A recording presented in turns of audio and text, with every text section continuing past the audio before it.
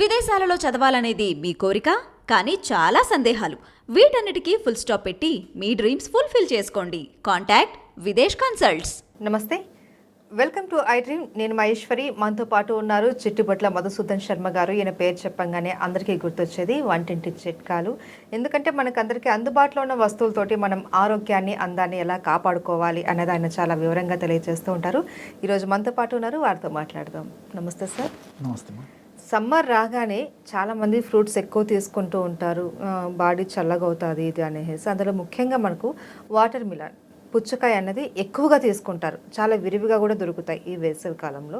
అయితే ఈ పుచ్చకాయ మనకు ఆరోగ్యపరంగాను, అందం పరంగాను ఎంతో ఉపయోగపడుతుంది అనేసి అంటూ ఉంటారు. కానీ కొంతమంది ఎలా తీసుకోవాలి తెలియదు, తినేస్తూ ఉంటారు. వాళ్ళకి ఎంత తిందామనిపిస్తే అంత తినేస్తూ ఉంటారు, ఎలా అంటే అలా తినేస్తూ ఉంటారు. సో దీని మీద కొద్దిగా అవగాహన కల్పించే ప్రయత్నం ఈరోజు చేద్దాము. అయితే ఈ పుచ్చకాయని మనం ఎలా తీసుకోవాలి సార్? పుచ్చకాయమా గుజ్జు రూపంలో గుజ్జు అలాగే తీసుకోవచ్చుమా. రెండవది జ్యూస్ రూపంలో తీసుకోవచ్చు. అలా కాకపోతే ఇప్పుడు చెరుకు రసము, తర్వాత ఈ నారింజ రసము, తర్వాత కమల రసము, ఇలాంటి రసాల్లో కలిపి కూడా తీసుకోవచ్చుమా. ముఖ్యంగా అంటే ఈ అనాస, తర్వాత ఈ బొప్పాయి, తర్వాత ఈ కొన్ని పుల్లటి రసాలు ఉంటాయి కదమ్మా, పుల్లటి పండ్లతో మనం ఎక్స్ట్రాక్ట్ జ్యూస్ చేసేటువంటి రసాలు. ఈ రసాలు ఏమంటే అలాగే తీసుకోలేమమ్మా. సో అలాంటప్పుడు ఏమవుతుందంటే రెండు మిక్స్ చేసేస్తే ఈజీగా తీసుకోగలరు. కాబట్టి సపరేట్గా అయినా తీసుకోవచ్చు, ఇలాగ మిగతా రసాలతో యాడ్ కూడా చేసి తీసుకోవచ్చు. ముఖ్యంగా పుల్లగా ఉన్నటువంటి రసాలతో ఇది యాడ్ చేసేస్తే ప్రాబ్లం ఉండదు. లేదు తీపి రసం, చెరుకు రసం ఉందమ్మా, చెరుకు రసంలో కలిపి కూడా తీసుకోవచ్చు. అలా మల్టిపుల్గా తీసుకోవచ్చుమా. రెండోది ఏంటంటే ఈ పుచ్చకాయలు అదృష్టవశాత్తు ఇప్పుడు ఈ గత కొన్ని సంవత్సరాల నుంచి కూడా సంవత్సరం అంతా లభ్యమవుతున్నాయమ్మా. అవును, వేసవి కాలంలో ఎక్కువ దొరుకుతాయి, బట్ సంవత్సరం అంతా కూడా లభ్యమవుతున్నాయి. చాలామందికి వీటి మీద అవగాహన లేదు. ఇక్కడ మరొక విషయం కూడా గుర్తొస్తుంది కాబట్టి చెప్తున్నాను చూడమ్మా. ఈ పుచ్చకాయలు మనకు రెండు రకాలుగా దొరుకుతాయి, నల్లవి తెల్లవి అని చెప్పేసి బేసిక్గా బ్రాడ్గా చెప్తారమ్మా. అంటే నల్ల పుచ్చకాయలు చిన్నగా ఉంటాయి, థిక్ బ్లాక్, లేకపోతే థిక్ గ్రీన్ అని కూడా చెప్పుకోవచ్చమ్మా ఆ కలరు. సో అవి మాత్రము సంవత్సరంలో ఒక నెల మినహాయించి మిగతా రోజులంతా మనకు దొరుకుతాయి. ఇంకొకటి ఏంటంటే వాటిలో గుజ్జు ఎక్కువ ఉంటుంది, రుచి ఎక్కువ ఉంటుంది, నిల్వ ఎక్కువ రోజులు ఉంటాయి. అవన్నీ వాటి ప్లస్ పాయింట్. సరే, కేవలం సీజన్లో దొరికేటువంటి ఈ పుచ్చకాయలు సర్వసాధారణంగా మనకు ఎక్కడ పడితే అక్కడ కనిపించేటువంటి పుచ్చకాయలమ్మా.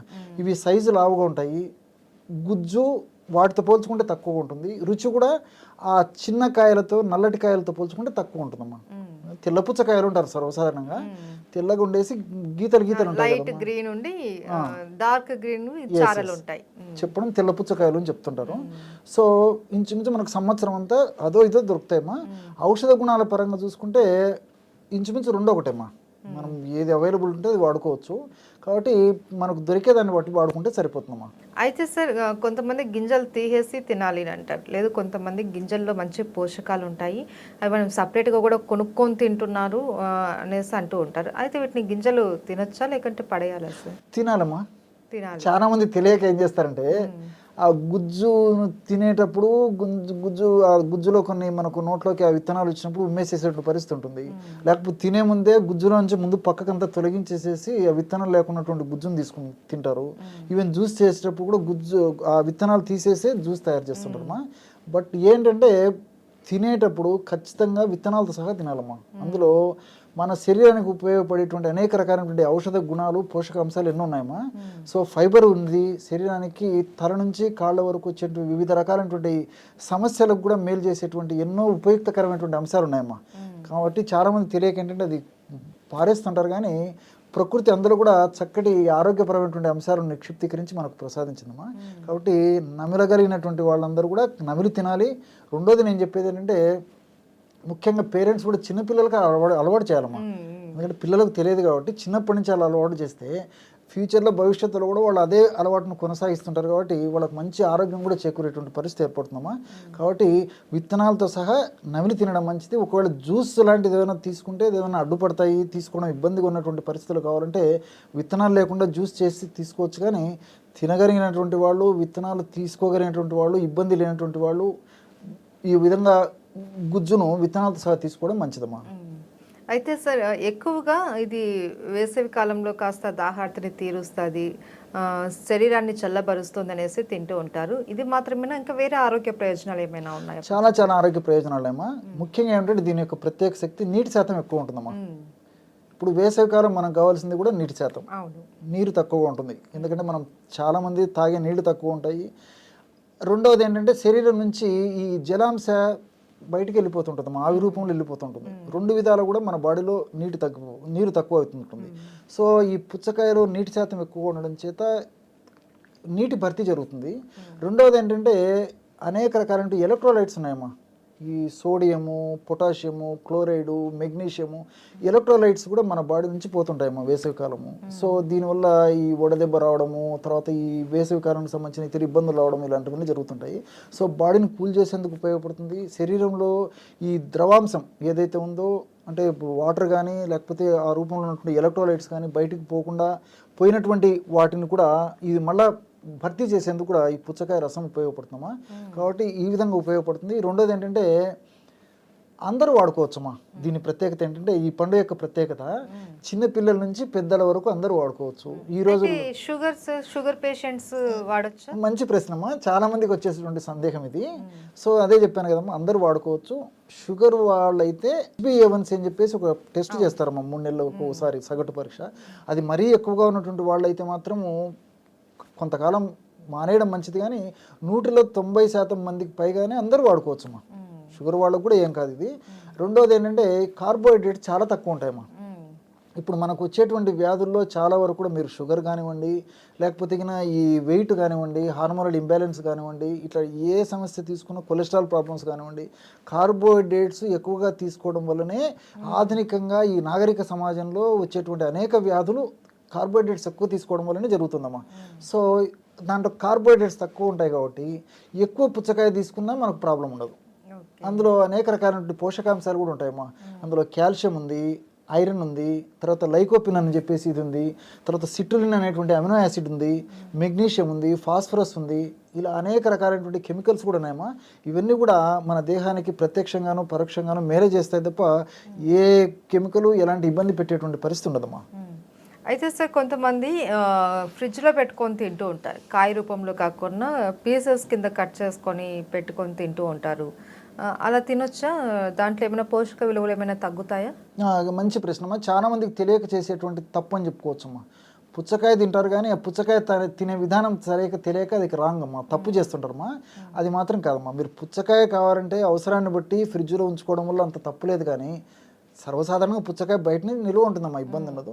కానీ పుచ్చకాయ ముక్కలు తయారు చేసిన తర్వాత ఫ్రెష్గా తీసుకోవాల్సింది తప్ప ఫ్రిడ్జ్లో పెట్టేసి తీసుకోవడం మాత్రం ఆరోగ్యదాయకం కాదు, ఆమోదాయకం కాదు, క్షేమదాయకం కూడా కాదమ్మా. దీంట్లో ఆక్సిడేషన్ అనేటువంటి ప్రక్రియ జరుగుతుంది అనమాట మనం ఫ్రిడ్జ్లో పెట్టినప్పుడు. సో అనేక రకాలైనటువంటి హానికారకమైనటువంటి పదార్థాలు అందులో ఉత్పత్తి అవుతాయమ్మా. కాబట్టి దానివల్ల మంచి కంటే కూడా కీడే ఎక్కువ జరుగుతుంది. కాబట్టి ఫ్రెష్గా తయారు చేసుకొని ఏ పూట ఆ పూట వాడే అయిపోయి చేసేయడం మంచిదమ్మా. అంతేగాని నిలువ ఉంచి వాడడం మాత్రం మంచిది కాదు, ముఖ్యంగా ఈ ముక్కల రూపంలో మంచిది కాదు. రెండోది ఏమంటే, మీరు క్వశ్చన్ అడిగారు కాబట్టి ఇంకొకటి కూడా నాకు మీకు అందరికీ తెలియజేయాలనే ఉద్దేశంతో ఒక ఇది గుర్తొస్తుందమ్మా. చాలామంది జిహ్వా ప్రియులు, నోరు రుచి ప్రధానంగా ఆలోచన చేస్తారు. ఏ పదార్థం నాలుగు మీద ఉన్న మంచి రుచికరంగా ఉండాలని చెప్పి మంచిదే కాదనలేదు, కానీ కొన్ని మినహాయింపులు ఉన్నాయమ్మా. కేవలం రుచినే దృష్టిలో పెట్టుకొని ఆరోగ్యాన్ని త్యజించడం ఏమాత్రం మంచిది కాదు. సో పుచ్చకాయ చాలా టేస్టీగా ఉంటుందమ్మా, ప్రాబ్లం ఉండదు, తీపి గుణం ఉంటుంది, నీరు ఉంటుంది, ఇతర రకాలు ఉంటాయి, అన్ని రకాలుగా బాగుంటుంది అన్నమాట, ఇంకా తినబుద్ధి అవుతుంటుంది.